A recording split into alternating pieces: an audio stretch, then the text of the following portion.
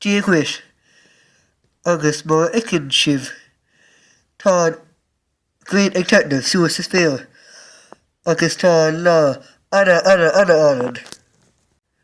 Fuair mé seo i don stores, bhí sé €6. Tá sé go maith.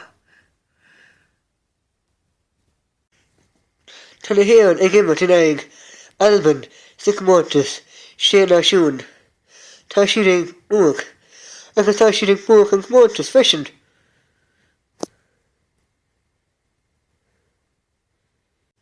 Tá George Hook ag féachad go maith.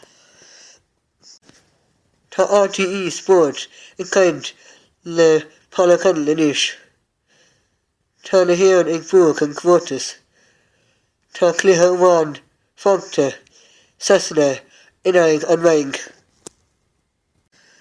Dá le bhíci béad béla tá na héan ag buach an comórtas inis.